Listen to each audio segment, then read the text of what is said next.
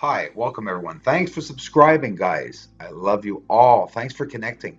I really want to connect with each and every one of you, and I assure you I'll get around to all of your comments. It's overwhelming for me, all the comments now that are coming in, and it's always been the pinpoint uh, of my day is answering comments. Why? Because you guys um, are so enthusiastic about what I'm doing, and at times more than I am, and I greatly appreciate the support of comments and everything. It's important to tell the world or the ones helping you, thanks.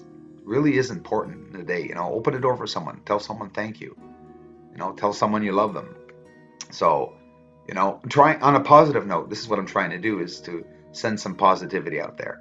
But um, on another note, the negativity, which many people think that, structures on the moon could be a negative thing. It doesn't have to be negative. Nothing ever has to be negative if you see everything positively. The structures that are up there on the moon, it shouldn't be changing any belief systems. It shouldn't be changing any ways that we think on life. Well, yes, it can change, but what the hell was that? Oh, sorry about that. That scared the hell out of me. I guess, I don't know, maybe a transformer or something blew up. I hope I don't go down tonight at the internet, but no, just a loud explosion I just heard. And I don't know if you guys heard the popping on the audio, but it was pretty damn loud. But yeah, so Aristarchus crater. This is another area that, okay, first of all, guys, where do you see a crater there? Aristarchus crater. Look at all the winding roads or paths or tunnels or whatever it may be. I mean, come on, a crater. Okay, they named all these areas craters, so they named the structures craters. Pretty sure it was a bird. Maybe not, but oh, another one. I saw a couple of flybys in this video, two or three of them. I'm pretty sure they're birds, but swooping down, I guess, and seeing that the focal length, I'm zoomed out. When these birds go by in the lens, we have the impression sometimes that they're going very fast, but I'm not even going to examine those. I'm going to leave them there. Why? Because they were fairly large, and I've never seen a UFO that large being zoomed up on the moon. They're actually very little specks at 1,000 millimeters. So sinus iridum, what an area. Merimbrium, sinus iridum and merimbrium.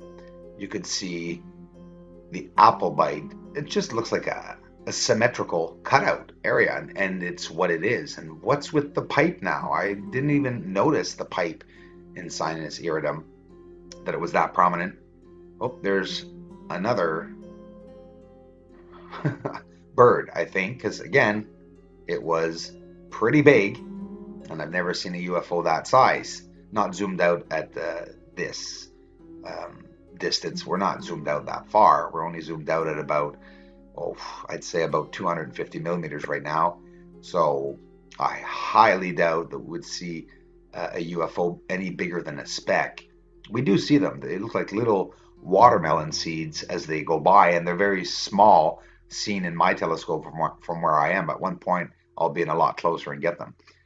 Bessel crater is in the center here of Mare Serenitatis. You can see this big dark patch on the right here. I love this area, and all around it, you have Montes Apenninus mountain range on the left. If you go upwards of the mountain range, that's where all the castle structures are. Beautiful. Just follow the mountain range. Any of you upwards to the left of to the left of Mare Serenitatis, and you'll see this beautiful trolley of castle-like structures, very symmetrical, and they're there. They're not hidden. They're in plain view. Some of them even look broken up, which could be either ancient ruins, or I tend to think that they're made to look that way, or that they're maybe not buildings, and we tend to maybe think that they are buildings. Well, I do have a lot of close-ups of the north side, and I'm keeping it for the next video. I promised you to get in a lot closer. It always is hard during the full moon to get in really close. Not to get in close, sorry, but to get that light down on the surface, because it's so bright. The surface is ever so bright, and every time you try to focus in on the surface in those areas where the white patches are, they just come up, they beam up purple lights, you know. And I tend to think that the white areas that we are seeing are more of a purplish color. I think maybe the moon could be very, very purple. And we do see greenery. We do see many types of colors. Every color in the spectrum basically on the surface of the moon. If you look back at my videos, I have a lot of good videos on the surface of the moon. Guys, I would have loved to have had my 14-inch telescope by Celestron, the one I'm going to get with some nice, sweet options. But it doesn't matter. The good news is that it's going to be ordered on Monday. And yes, if I have to pay, guys, $300 to have it delivered in 24 hours, I'd do it. I'd go up to $500. I'm that serious. I really want to start viewing and showing this telescope. Even before I start doing my setup here is the north side of the moon. Even before I start doing my setup here, I will start viewing immediately. And the minute the moon is out, I will start immediately viewing. Guys, I'm hoping in a year's time that more people, more wonderful people like you will gather around as we're panning down here to Plato Crater. I hope that you guys will, bring the people that you know and to come here to view and to see what they think of my channel and stuff, because I'd love to do this in a year's time, full time, all the time. You know, I'm doing 2 jobs right now, and I don't want to stop this one. I don't want to do half of this job either. I want to do completely what I wanted to do on this channel. There's a lot I want to do. I'll be doing live streaming.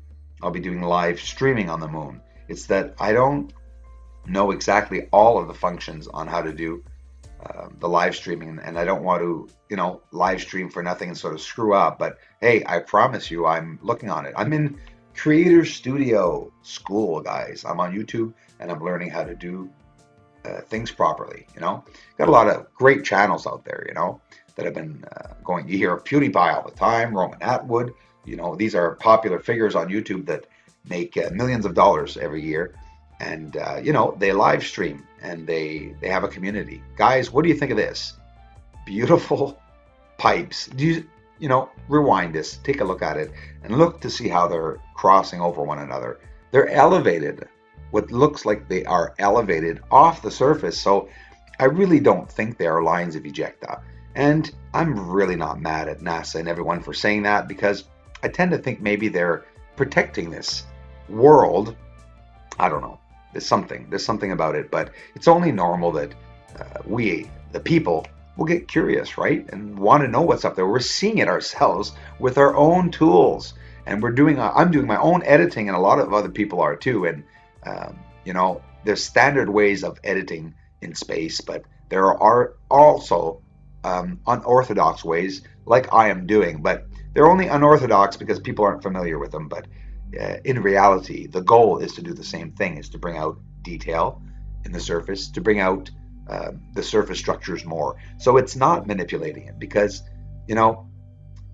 I could see it. Obviously, if I was to bring something out and manipulate it and say there's a structure there, what would that give me? Because I'm sending people to go to the areas where I am. And most of you know that I'm not hiding it at all. And I intend on doing a lot of what we want on YouTube in space videos. I myself am upset not being able to see real unknown planets. Why does NASA not post them? We want to see the surfaces of these planets. They're beautiful. And this is why, with my technique, I'm able to get the surfaces myself. I'm able to magnify. I mean, listen, guys, telescopes exist. This is how we get hundreds of thousands of miles and even light years out into space. So it's only normal at one point someone is going to develop a technique that's a lot better than just a telescope. But it's not that I've developed a better technique, it's that I'm using the telescope and my technique together, making it possible to magnify closer. That's all I'm doing, guys. I'm bringing things up. So when you see something like a cross on the Rigel star video that I made, it's almost at 30,000. Thanks, guys. I love you so much for taking the time to view it. That is just bringing out the details. Through filtering and changing the electromagnetic spectrum, we can, and when I say changing, it's being able to view it. It's there's certain colors in space we can't see. You know, we see from certain 300 to or 400 to 700 nanometers, and aside from that, we don't see anything else. So it's just filtering it. There are ways, you know. One day we'll stick on glasses on our face, and we'll be able to see everything around us. You know, the moon is so beautiful, and right in our faces have these structures right there. I'm going to show you right now without wasting any time. It's seen upside down, meaning we'd have to turn the footage around, and I will just let it pan the right side that we see, which is actually, I shouldn't say that, it's the left side of the moon, seen from here in Canada. At the bottom, not the very bottom, but lower down to the bottom. You can see on the left side there, it's there. And here we're seeing the same thing. We're actually panning to the left of the moon, but we're going upwards now, what it seems, because I turned the footage around, and there's the beautiful, magnificent structure right there. Platform, like built on a platform, all the symmetrical structures, domes, pathways, they're right there. I'm going to get another video up. I'm going to be filming the moon tonight. Hopefully it'll be out, and we're going to get a lot more stuff, because we got some close footage. These are the generous donors that have given $10,050 to the cause, which is to get a big telescope to show the world what's up there. This is what's going to go on, and we're ordering that telescope in a matter of 48 hours. No jokes. WSO YouTube channel, Steve Olson, is sharing what other channels are showing on their channels, and in particularly what is in the sky and possibly what is coming, because we're seeing objects appear in both the lower and the higher atmosphere. Please take the time to check them out.